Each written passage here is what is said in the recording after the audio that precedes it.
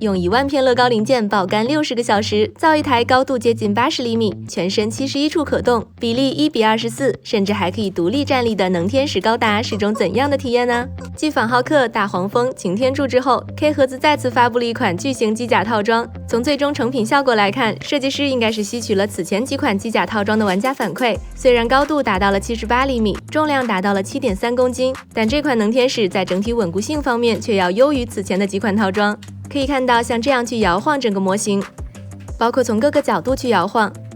以及轻微的碰撞都不会发生散架，以及也基本不会出现零件或者模块脱落的问题。去掉支架，整个模型的人形部分也可以独立站立。不过在独立站立的情况下，肯定就不能用力去碰了。另外，由于重心问题，基本也不能摆出什么造型，只是说它在标准站姿的情况下可以独立站立。在可动性方面，关节可动，包括头部1个，采用球形连接件；肩关节3个，包括前后旋转、水平打开以及手臂平转；肘关节1个，可以实现前后曲肘；腕关节1个，采用球形连接件；髋关节3个，包括整个大腿的前踢后摆、水平打开以及水平旋转；膝关节1个，可以实现前后屈膝；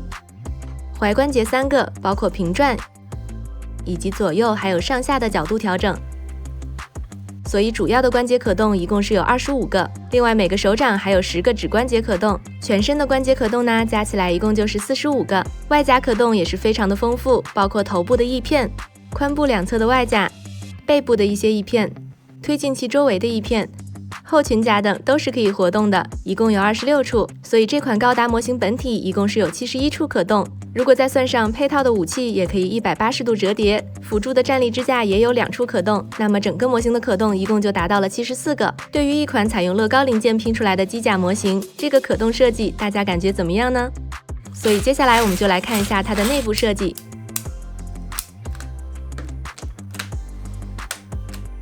这里看下支架的底座部分，设计师在这里使用了16×16尺寸的带削孔底板砖零件，一共使用了9个，同时利用其侧面的削孔，配合一些框架零件、后孔壁以及带孔砖，向上延伸出牢固的支架结构。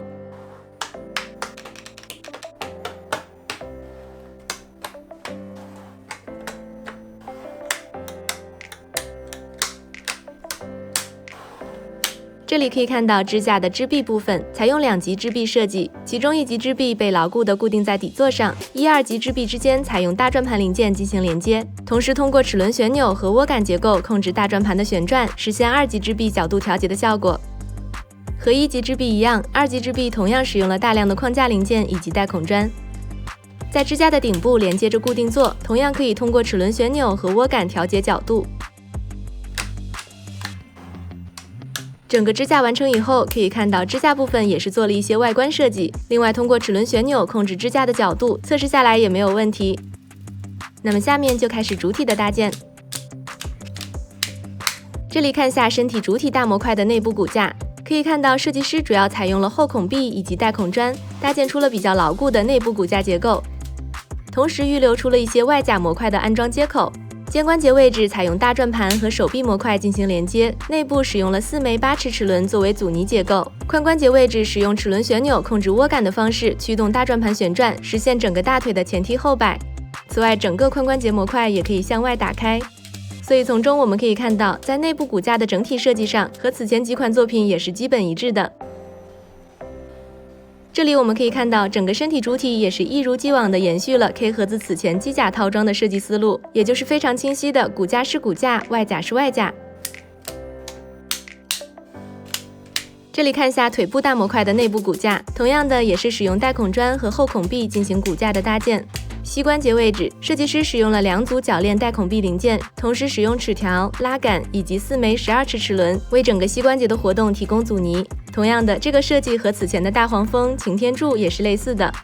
不过在踝关节位置，控制整个脚掌前后弯曲的联动结构，这里和此前的作品就有区别了。设计师抛弃了以往的铰链带孔壁配合后孔壁支撑杆的设计方案，同时使用了在肩关节、髋关节等位置惯用的齿轮旋钮、涡杆以及大转盘的设计方案。踝关节的水平旋转则是使用了大转盘零件，内部使用了4枚8齿齿轮作为阻尼。整个大腿和身体主体大模块中髋关节连接的位置同样也是大转盘零件。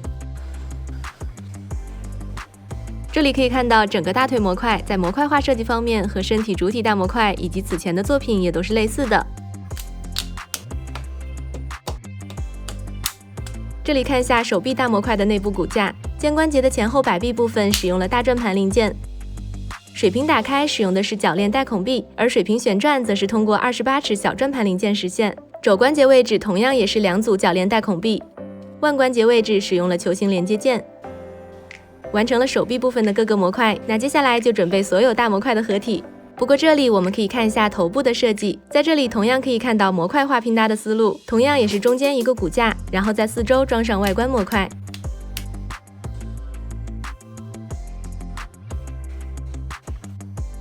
保干60多个小时，这座使用了1万多片乐高零件的、高度接近80厘米的能天使高达就准备开始总装了。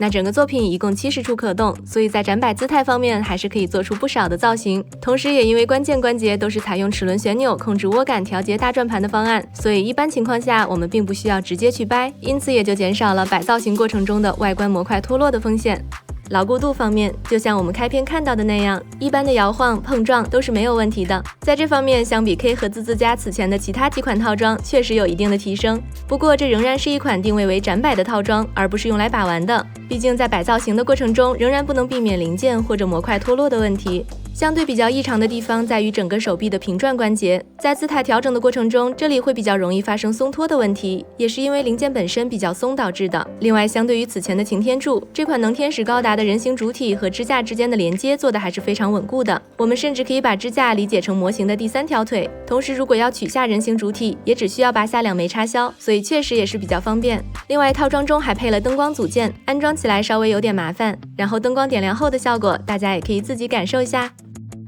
在整个拼搭体验方面，除了一定的零件手感不一致问题，在拼搭步骤设计方面优化的还是可以的，没有明显的反人类步骤或者明显不合理的步骤。不过第365步的4枚2单位摩擦销应该修改为3单位的，否则在大腿向外打开的过程中，内部负责提供阻尼的齿轮会发生移动。此外，这个非常帅气的武器模块使用了不少滚镀零件，在拼装过程中可能会把手指弄脏，而且在摆造型的过程中，可以拆卸的这个武器模块在装到手臂上以后，手臂是举不起来的，最后肩部会稍微有一点点松。